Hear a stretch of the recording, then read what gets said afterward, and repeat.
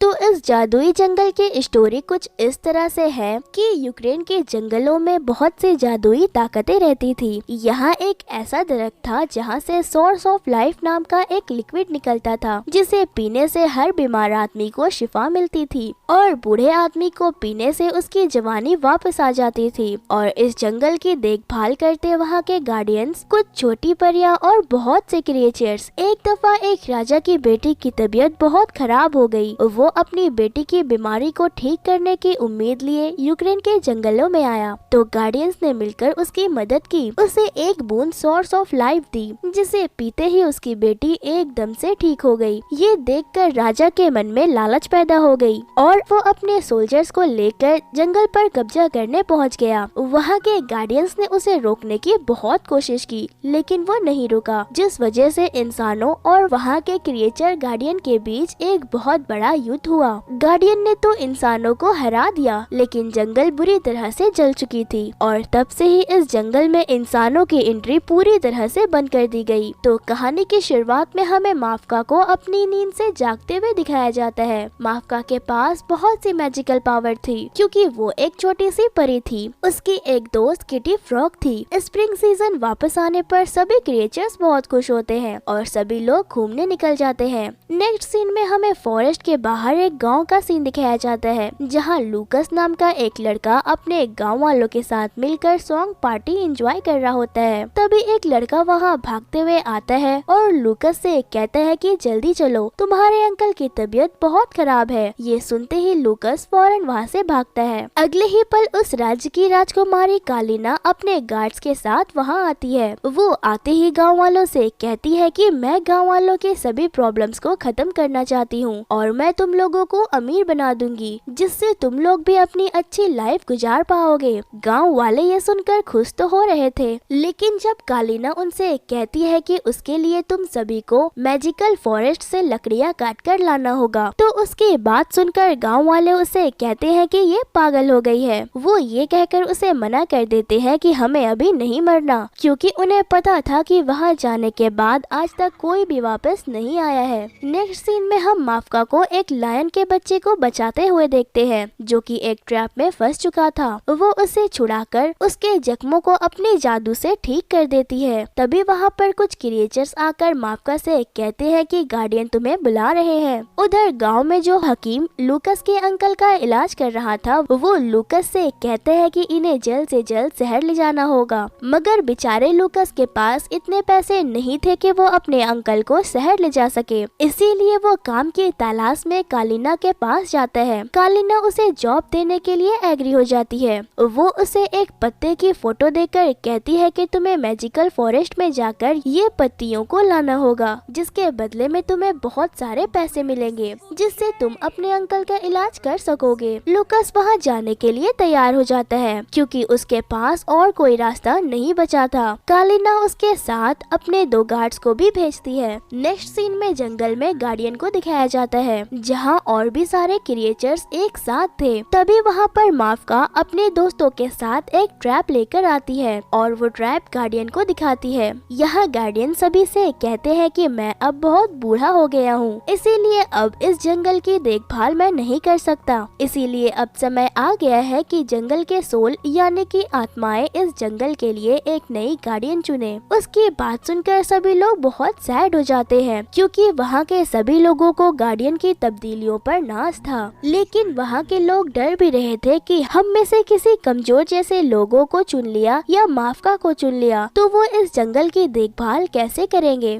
जिस पर गार्डियन कहते हैं कि सोल जानते हैं कि कौन गार्डियन बनने के लायक है और कौन नहीं। इधर हम लूकस को देखते हैं, जो कालिना के 2 गार्डियन के साथ फॉरेस्ट में इंटर हो चुका था। फॉरेस्ट में इंटर करते ही लूकस वहाँ की खूबसूरती देखकर शॉक्ड हो जाता है। तभी कालिना के गार्ड्स वहाँ पर शिकार करने लगते हैं। उसे ऐसा करते देख लूकस जानबूझकर उससे टकरा जाता है, जिससे सभी जानवर वहाँ से भाग जाते हैं। उसके ऐसा करने की वजह से वो दोनों गार्डियंस उस पे गुस्सा करके उसे वहीं छोड़कर चले जाते हैं। अब लूकस खुद अकेले ही उस पत्ते को ढूंढने निकल जाता है। इधर वो जानवर माफका को बताता है कि जंगल में इंसान घुस आए हैं, जिसके बाद माफका लूकस को ढूंढने निकल जाती है। इधर लूकस थक कर एक जगह पर बैठकर फ्लूट बजाने लगता है। तभी माफका उसे डरा कर वहाँ से भगाना चाहती थी, लेकिन उसकी फ्लूट की सुरीली आवाज सुनकर वो रुक जाती है। फ्लूट की आवाज से माफका की स्किन ग्लो करने लगती है, मगर तभी लूकस उसे देख लेता है और उसे डेमन समझकर वहाँ से भागने लगता है। लेकिन अगले ही पल वो पेड़ से टकराने की वजह से गिरकर बेहोश हो जाता है। तभी वहाँ पर माफका का एक दोस्त और हैंस भी आता है। वो माफका से कहता है कि इसके बारे में हमें गार्डियन को बताना चाहिए, लेकिन माफका ऐसा करने से मना कर देती है क्योंकि उसे इंसानों के बारे में जानना था। लूकस के बताने पर माफका को पता चलता है कि वो यहाँ पर सोर्स ऑफ लाइफ के पत्ते को ढूंढने आया है ताकि वो अपने अंकल की जान बचा सके। उसकी बात सुनने के बाद वो लूकस की मदद करने के लिए तैयार हो जाती है। वो सोर्स ऑफ लाइफ की एक बूंद देने की बात करती है, जिससे उसके अंकल एकदम से ठीक हो जाएंगे। नेक्स्ट सीन में हम कालिना के दोनों गार्ड्स को देखते हैं जो जंगल में इधर उधर भटक रहे होते हैं। तभी जंगल की स्पिरिट उस पर अटैक कर देते हैं,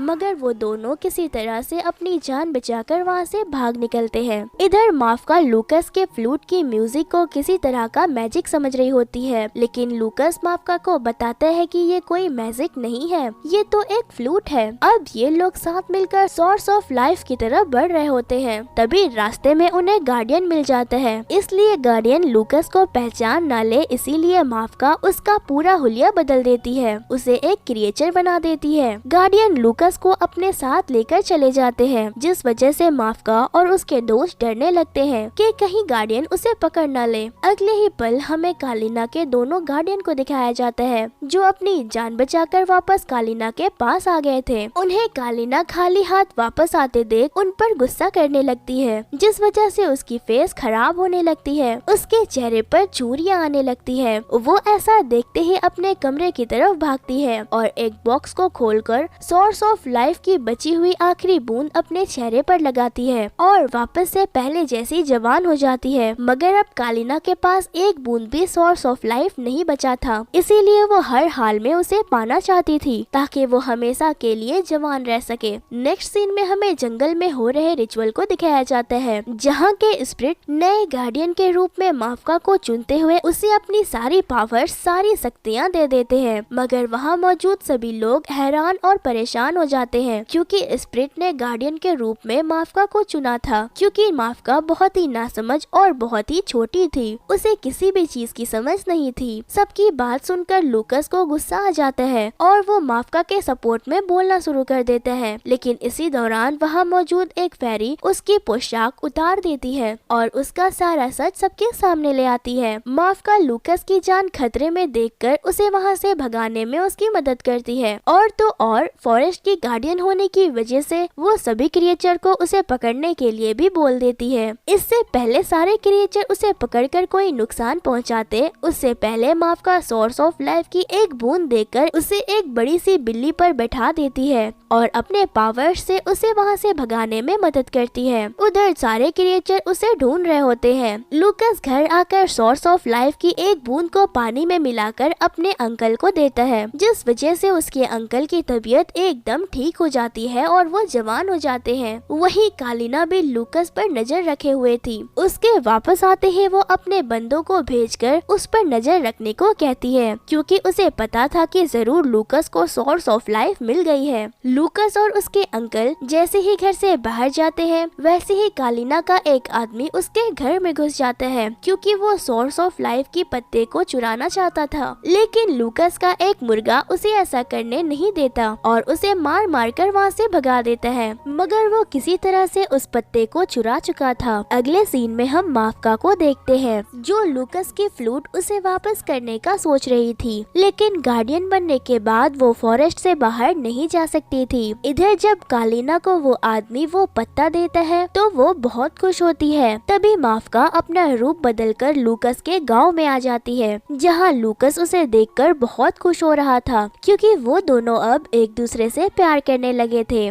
माफका के फ्लूट लौटाने के बाद लूकस उसे गांव में लगे मेले में लेकर जाता है, जहां वो लोग खूब मस्ती करते हैं। तभी वहां पर कालिना अपने गार्ड्स के साथ आती है है और जब लूकस फ्लूट बजाने लगता है तब फिर से माफका का फेस ग्रीन ग्लो करने लगता है, जिसे देखकर सभी लोग समझ जाते हैं कि ये मैजिकल फॉरेस्ट में रहने वाली डेमन है। सभी गांव वाले उसे मारने के लिए कहते हैं, जिसपे लूकस कहता है कि इससे हमें कोई भी खतरा नहीं है, लेकिन कालिना और उसके लोग गांव वालों को माफका के खिलाफ भड़का देते हैं, जिस वजह से सभी गांव वाले उसे पकड़ लेते हैं। और जब लूकस उसे बचाने के लिए आगे जाता है तो कालिना के गार्ड्स उसे एक पंच मारकर बेहोश कर देते हैं, जिसके बाद कालिना सभी गांव वालों को जमा करके उन्हें भड़काना शुरू कर देती है। वो सभी को बताती है कि ये लोग अच्छे नहीं होते हैं, ये लोग बहुत ही बुरे हैं। यही लोगों ने बहुत साल पहले वहाँ रहने वाले इंसानों को मार दिया था और उन्हीं लोगों ने मेरे डैड को भी मार दिया था। ये लोग बहुत बुरे होते हैं। ये सारी बातें सुनने के बाद गांव वाले माफका को जलाने के लिए आगे बढ़ते हैं, लेकिन माफका अपने जादू से उस आग को बुझा देती है। तभी वहाँ पर गार्डियन आ जाता है और माफका को बचा लेता है, मगर कालिना गांव वालों को फिर से भड़काना स्टार्ट कर देती है। वो कहती है कि जल्द ही सभी डेमन हम पर हमला करेंगे, इससे पहले वो सभी हम पर हमला करें, हमें उन सभी पर हमला कर देना चाहिए। उसकी बात सुनकर सभी गांव वाले फॉरेस्ट पर हमला करने के लिए तैयार हो जाते हैं। नेक्स्ट सीन में हम लूकस को एक कैद खाने में देखते हैं। तभी कालिना अपने आदमियों के साथ माफका जैसे कपड़े पहनकर लूकस के पास आती है।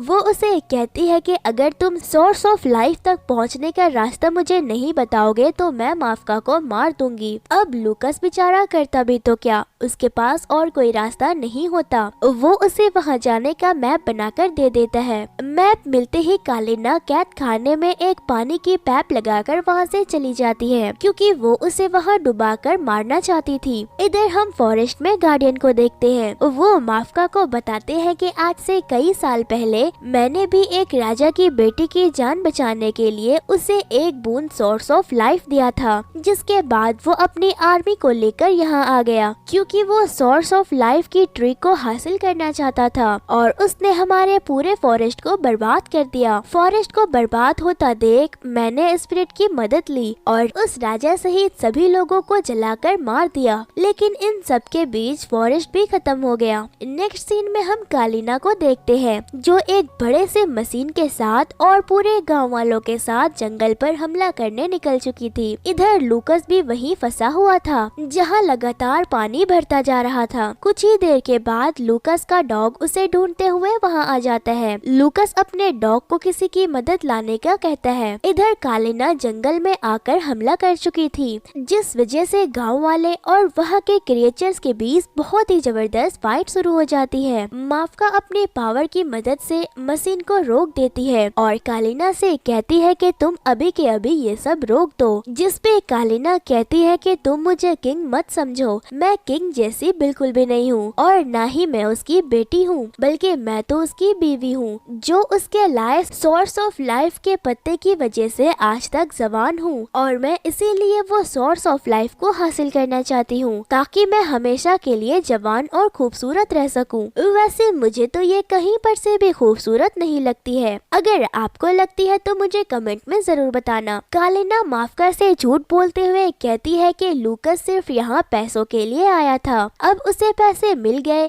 इसलिए वो तुम्हें छोड़कर चला गया। ये सुनकर माफका बहुत उदास हो जाती है और वो अपने पावर का भी यूज नहीं कर पाती, जिस वजह से वहाँ कालिना अपने मशीन के साथ सोर्स ऑफ लाइफ ट्री की तरफ बढ़ने लगती है। तभी जंगल में लूकस का डॉग भी आ जाता है। वो माफका का दोस्त किटी फ्रॉग और हैंस को लेकर कालिना के घर पहुंच जाता है और सभी से बचते हुए वो लोग लूकस को वहां से बाहर निकाल लेते हैं। इधर माफका अपने लोगों को मरता देख और फॉरेस्ट को बर्बाद होता देख गुस्से में आ जाती है, इसीलिए वो फायर स्पिरिट से आग की पावर मांगती है और पूरे गांव वालों पर हमला कर देती है। अब माफका खुद के कंट्रोल में नहीं थी, इसीलिए वो गांव वालों के साथ साथ सभी क्रिएचर को जलाकर मार रही थी। गार्डियन और उसके लोग उसे कहते हैं कि तुम ये सब क्या कर रही हो, लेकिन वो भी इन सब चीजों को नहीं रोक पा रही थी। सभी गांव वालों के साथ सभी क्रिएचर भी गांव की तरफ तरफ भागने लगते हैं क्योंकि माफका सभी को जलाते हुए आगे बढ़ रही थी। तभी वहाँ लूकस आ पहुँचता है और जब वो माफका को इस हालत में देखता है तो उसे एक आइडिया आता है। वो अपना फ्लूट निकालकर बजाना शुरू करता है। उसकी सुरीली आवाज सुनकर माफका खुद पर थोड़ा कंट्रोल कर पाती है और होश में आ जाती है।